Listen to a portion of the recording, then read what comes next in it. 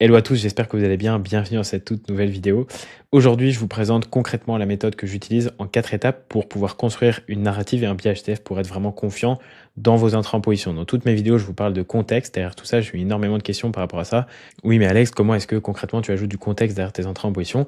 Eh bien, je vais vous montrer comment concrètement je fais pour construire une narrative et comment est-ce que je fais pour que mes entrées et mes positions prennent sens. Le but, c'est vraiment qu'à la fin de cette vidéo, vous arriviez à aligner le trading avec le sens du marché pour que vous ne soyez plus jamais perdu, que vous arrêtiez de trader à contre-tendance, contre l'order flow, contre la fondamentale, etc. Donc, je vais tout vous donner. Ça va être assez rapide. Vous allez voir, j'ai tout synthétisé. C'est ultra bien structuré. Donc, on est directement parti. La première étape, ça va être de définir le contexte fondamental. Évidemment, sans fonda, on ne peut pas savoir où va aller le marché, je vous le rappelle. La fonda va driver le marché sur le long terme, c'est ça qui va faire que ça monte ou que ça descend. C'est pas parce qu'on est en tendance baissière ou haussière que le marché monte, pas du tout. C'est parce qu'on a une fonda qui drive et qui pousse le marché dans ce sens-là. Maintenant, nous, on va se servir de l'analyse technique pour timer le moment où on va entrer dans le sens de cette fonda, et c'est ça qui est ultra important. Évidemment, c'est pas parce qu'on a une fonda baissière sur le très long terme qu'on peut pas prendre un petit trade en achat, etc. Mais ça va nous aider à tenir nos positions plus longtemps, être plus confiant dans notre biais et ajouter toujours plus de contexte. Donc forcément, quand on va avoir une position qui est dans le sens de notre fonda, de notre top-down et de toutes les étapes que je vais vous présenter après, eh bien, c'est beaucoup plus facile et vous avez beaucoup plus confiance en vos setups, meilleur win rate, plus grosse target, etc. Donc, c'est très important. Donc, première étape, c'est ça, savoir définir le contexte HTF. Pourquoi c'est essentiel? Eh bien, parce que les marchés financiers, ils bougent pas dans le vide. Si vous voulez, comme je viens de vous le dire, il y a quelque chose qui drive derrière, eh bien, ça va être influencé par les acteurs majeurs, les banques centrales, les institutionnels, les hedge funds, etc. Et eux, ils tradent la fonda, ils tradent le rendement sur les devises, sur les actions, etc. Et donc, bah forcément, si vous voulez réussir à être dans leur sens et capturer les mouvements que eux réussissent à capturer et que les mouvements qui s'initient, hein, finalement, parce que c'est eux qui sont à la base de tout ça, eh bien, il faut du coup se positionner en même temps qu'eux et on se sert du coup de la fonda pour savoir dans quel sens ils vont se positionner ou ils sont positionnés. La deuxième chose, c'est que si vous arrivez à comprendre la narrative macroéconomique, eh bien, vous allez arrêter de vous battre contre le marché. Beaucoup trop de traders rentrent. On le voit d'ailleurs, il y a juste à regarder les statistiques des traders retail sur le quote, le Commitment of Traders. Si vous n'avez pas vu ma vidéo là-dessus, je vous invite à aller la voir. Et vous voyez que les traders retail sont à 90% dans le sens contraire du sens dans lequel les institutions sont positionnées. Ça nous donne tout simplement une idée sur la logique qu'il y a derrière le marché, surtout vis-à-vis des traders retail. Je me considère comme un trader retail évidemment, mais j'essaye de me positionner au maximum comme dans le même sens que les institutions finalement, hein, que les gros acteurs. Donc, bah forcément, si vous ne comprenez pas les logiques macroéconomiques et la fondamentale qu'il y a derrière le prix, eh bien, vous allez à 90% du temps vous faire influencer et trader dans le mauvais sens. Donc ça, c'est la deuxième chose. Et aujourd'hui, concrètement, si tu ignores le trading de la macro et de la fonda, bah, tu trades complètement dans le vide. Et la structure technique, c'est bien, ça sert à timer les entrées, ça sert à sortir, à rentrer, etc. Mais sans fonda, tu peux pas savoir dans quel sens concrètement prendre tes trades. Des opportunités, il y en a tu peux en avoir dans tous les sens, tu peux avoir des achats, des ventes, des continuations à la hausse, à la baisse, etc. Mais si tu ne sais pas concrètement où le marché va aller, tu vas pas pouvoir tenir tes targets, tu vas pas pouvoir, voilà, il y a plein de choses que tu vas pas pouvoir faire justement. Et donc c'est très important de réussir à comprendre et d'ajouter encore une fois du contexte derrière tes entrées en position. Donc concrètement, ça va être ça la première chose, ça va être de trouver la narrative macroéconomique pour réussir à eh bien, aligner ça plus ou moins avec notre analyse technique. Comment concrètement on va faire? Alors, il y a plusieurs éléments fondamentaux à surveiller, je vous les ai mis ici. Donc vous allez avoir les données économiques majeures, donc vous allez avoir inflation, PIB, croissance, indicateurs avancés, vous allez avoir le PMI, le sentiment de marché, etc. Tout ça, c'est des indicateurs économiques qui vont nous donner un indice sur la santé économique du pays et donc de la devise en question. Ça va être à prendre en compte justement, ça va surtout être l'inflation, hein, le corps inflation, le CPE, etc., le CPI, le PCE, pardon, je sais pas pourquoi je dis le CPE. Et donc en fait, grâce à ces données-là, vous allez pouvoir avoir justement une vision sur, eh bien, est-ce que l'inflation va monter ou va descendre? Et du coup, est-ce que la banque centrale, justement, en relation avec ce pays, va devoir monter ou baisser ses taux? Est-ce que, voilà, c'est plutôt assez simple à comprendre. C'est une inflation haute, et bien forcément, vous devez augmenter les taux pour réduire l'inflation, parce que forcément, si vous augmentez les taux, ça réduit la croissance, donc moins d'achats, donc les prix baissent, moins d'inflation. Et inversement, si du coup il n'y a pas d'inflation, vous pouvez vous permettre de relâcher un peu les taux d'intérêt pour que l'économie reparte et aille de mieux en mieux. Donc pour ça, concrètement, vous allez avoir les politiques monétaires. Vous pouvez regarder la Fed, la BCE, la BOE, et cetera, qui vont donner des indications, clés sur leur politique, sur la politique adoptée. Est-ce qu'on sont plutôt au quiche ou au wish, pardon? C'est-à-dire, est-ce qu'elles sont plus enclins à monter les taux d'intérêt ou à descendre les taux d'intérêt? Est-ce qu'elles veulent plus soutenir l'économie ou la brider pour réduire, l'inflation ou pas? Et donc ça, c'est très important. Et puis après, vous allez avoir le sentiment de marché, justement, avec les principes de risk on, risk off, le positionnement des institutionnels, le lien avec les marchés corrélés, les indices boursiers, etc., USD, or, pétrole. Regardez plus ou moins dans quelle logique sont les investisseurs. Maintenant, une fois que vous allez avoir votre biais fondamental, plus ou moins sur la devise que vous allez trader, il faut avoir un biais sur le dollar et sur les devises qui sont corrélées, parce que moi, je trade uniquement les devises qui sont corrélées au dollar. Et donc, une fois que vous allez avoir ça, bien là, je vous ai mis un petit exemple. Ici, vous voyez, j'ai affiché un graphique d'XY et on a eu du coup en bas un changement de politique monétaire concrètement, ce qui a du coup inversé la tendance technique à la hausse. Voilà, ça a donc poussé le prix à la hausse. Et donc, tu veux se trader la structure technique, c'est bien, ok, mais d'abord, il faut comprendre réellement ce qui influence le flux. Et donc ici, si tu t'amusais à te positionner, d'ailleurs, vous pouvez le voir sur toute la hausse, sur le référencement des datas, sur le positionnement des traders retail, 90% des traders retail sur cette hausse-là étaient en vente. Voilà. Donc, si vous voulez, il faut déjà réussir à comprendre pourquoi est-ce que le marché va monter, est-ce qu'il va continuer à le faire grâce justement aux données macroéconomiques, et regarder ce que les institutionnels font, tout simplement. On a des outils pour le voir, donc pourquoi ne pas l'utiliser? Et donc à ce moment-là, eh bien, si vous vous mettiez en vente dans la grande hausse du dollar que j'ai entouré là par le gros carré, eh bien, c'était tout simplement suicidaire. Je vous parle pas, voilà, c'est possible de prendre une petite vente sur un des points de structure pour aller chercher un petit retracement, ok, mais là, en fait, si vous prenez des setups à l'achat, il y a littéralement 50% en plus de chances que le setup réussisse et que ça fasse TP, tout simplement. Donc, c'est pour ça que je privilégie vraiment les setups dans le sens de l'order flow, dans le sens de la fonda, parce que c'est ça qui drive sur le long terme. Ensuite, on arrive à la deuxième étape, ça va être identifier les...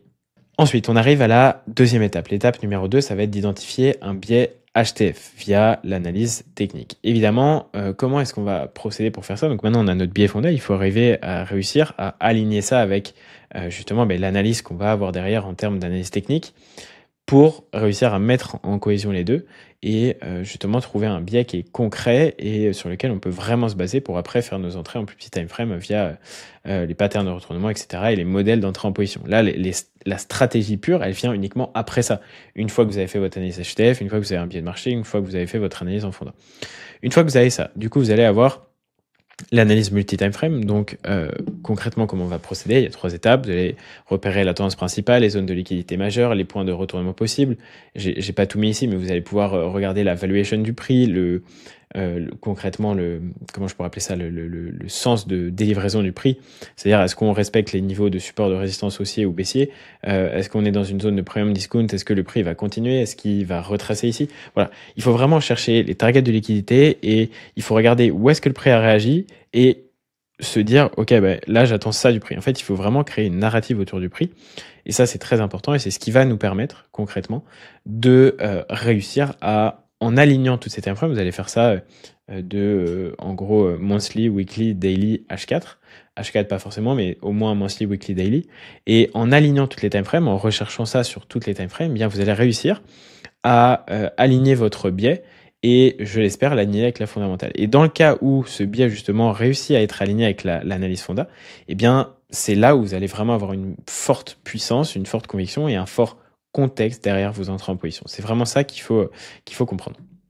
Donc, en gros, vous faites votre analyse, vous descendez sur les time frames, à chaque fois vous notez, par exemple en monthly, vous y allez, et vous allez noter le range de prix, est-ce qu'on est en premium, est-ce qu'on est en discount, la prochaine target, est-ce qu'on respecte les zones d'order flow, l'order flow concrètement, comment est-ce qu'il est? Est-ce qu'il est haussier ou est-ce qu'il est baissier?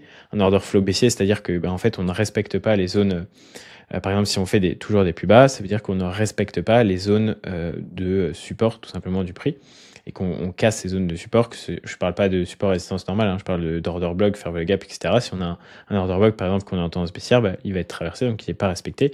Ça signifie qu'on a un order flow baissier. Vous allez faire ça pour toutes les time frames, et après, vous allez réussir à justement aligner tout ça. Ne vous inquiétez pas, si vous ne comprenez pas, j'ai quelque chose pour vous juste dans 30 secondes. Et donc, en fait, vous allez réussir à aligner justement ces time frames en faisant une synthèse de ce qui se passe sur chacune d'entre elles pour réussir à trouver des targets court terme, moyen terme, long terme, et c'est ça qui va vous donner vraiment une indication sur ce que le prix va faire. Je vous parlais d'une petite surprise juste avant. Je vous ai détaillé. Je ne pourrais pas vous faire un exemple concret de tout ça parce que ce serait beaucoup trop long. Mais par contre, je vous en ai préparé un que je peux vous envoyer totalement gratuitement où je vais vraiment top-down la fonda. Je fais une top-down analyse sur toutes les time frames, monthly, weekly, daily, etc. sur EURUSD. Et donc, si vous voulez avoir accès justement à ça, vous avez juste à m'ajouter sur Instagram. Je vous ai mis mon Insta là, Alex-BRSD. Il est dans la description aussi. Et vous m'envoyez un message ou alors vous vous abonnez à mon compte et je vous enverrai automatiquement le template si vous voulez, vous me le demandez. Et je vous enverrai la vidéo directement que j'ai préparée justement pour vous. Je vous explique concrètement comment le faire et en fait, j'applique tout ce que je vous donne là. Donc si vous voulez y avoir accès, vous savez où me trouver. Vous avez juste à m'ajouter sur Instagram et je vous envoie ça directement en DM. Maintenant, la troisième étape, ça va être de confirmer ce biais avec des éléments extérieurs. Vous avez une fonda dans un sens, ok. Vous avez une top-down dans le même sens, ok. C'est très bien. Donc, vous allez par exemple avoir une top-down baissière sur EURUSD, haussière sur le dollar. La fonda qui est haussière sur le dollar et baissière sur l'euro, par exemple. Donc, ça, dans ce cas-là, déjà, on est très bien avancé dans le processus. Mais on a des éléments extérieurs qui peuvent nous aider justement à confirmer ce biais-là. Alors, concrètement, comment on va réussir à confirmer ce biais-là? On va avoir plusieurs choses. Vous allez avoir les corrélations, donc confirmer le biais de marché sur les marchés corrélés. Comme je vous l'ai dit, si vous tradez euro-USD, vous allez confirmer avec l'indice dollar, vous allez confirmer avec GBP-USD, par exemple, qui doit plus ou moins évoluer dans le même sens que euro-USD ou AUD-USD. Vous voyez? Et donc, si vous arrivez à trouver les mêmes biais sur toutes ces paires, etc., qui sont corrélées entre elles, ça signifie que la tendance va potentiellement continuer et que vous allez pouvoir justement trouver des zones pertinentes pour faire vos entrées par la suite. Ensuite, vous allez avoir pas mal d'autres indicateurs institutionnels, deal ou quote, l'analyse d'état institutionnel pour voir justement le positionnement. Et après, vous pouvez regarder vraiment plein d'autres choses. Je pourrais détailler cette vidéo, pourrait durer littéralement 3 heures. Je pourrais évidemment tout vous expliquer. Mais vous allez avoir plusieurs choses que vous pouvez utiliser, les divergences obligataires, les divergences de rendement obligataire entre les différentes obligations, entre les obligations et le dollar pour voir s'il y a des divergences là-dessus, voir si, on est surévalué, dévalué, la différence entre les taux d'intérêt et l'inflation, est-ce que ça va monter, etc. Et il y a vraiment plein de choses qui peuvent vous aider d'un point de vue purement graphique. Est-ce qu'on est en risk-on, en risk-off? On peut comparer ça un peu avec le Bitcoin pour voir ce qui peut éventuellement se passer. Il y a plein de cycles de marché qui sont ultra cohérents que vous pouvez utiliser et justement, je vous conseille de le faire et ça va vraiment vous aider à confirmer ce biais HTF. Là, vous avez déjà une énorme confiance, je ne sais pas si vous vous rendez compte. Vous avez votre fonda qui est dans un sens, vous avez bien déterminé dans quel sens c'est.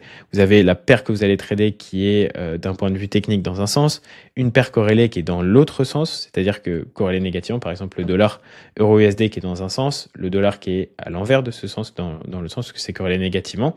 Et en plus, vous allez apporter de la précision avec ça sur le quote, sur les divergences obligataires, sur les corrélations, etc. Et donc là, vous n'avez même pas engagé le processus de votre stratégie pour entrer en position, mais vous avez déjà concrètement ce que le marché va faire. Et donc imaginez la confiance que vous allez avoir dans vos setups, et c'est ça que je veux que vous compreniez, c'est qu'il faut concrètement une réelle confiance dans vos setups pour réussir à être justement performant sur le long terme. Encore une fois, si vous voulez avoir accès à cette analyse complète que je vous détaille, vous avez juste à m'ajouter sur Insta, je vous l'envoie directement en DM, vous avez juste à me la demander, et je vous l'envoie directement dans vos DM. Et après, évidemment, une fois que vous avez tous vos biais, tout est aligné concrètement, eh bien, vous avez juste à affiner sur les UT intermédiaires pour trouver un point d'entrée, justement, pour réussir à rentrer en position dans votre bien de marché. Voilà, ça va être ça l'objectif. Vous avez toutes vos confirmations avant.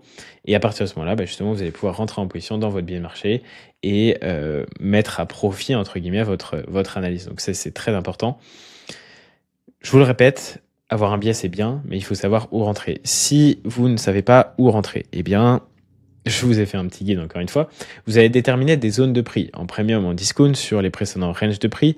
Il va falloir que vous trouviez des zones pertinentes, des order blocks, des fair value gap, des OTE, etc. Vous pouvez chercher ça en daily, en H4. Là, ce que je vous dis ici, c'est ce que je fais. Donc, je suis pas en train de réinventer des choses qui marchent pas, etc. C'est ce que moi je fais, c'est ce que j'utilise depuis des années maintenant. Et c'est ce qui me permet aujourd'hui d'être concrètement rentable. Donc, appliquez ça et vraiment, je peux vous assurer que la valeur que je vous donne là-dedans est complètement folle.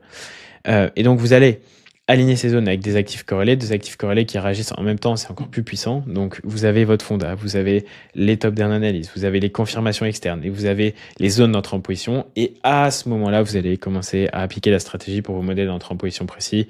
Vous attendez une prise de liquidité, un setup de retournement dans une zone pertinente.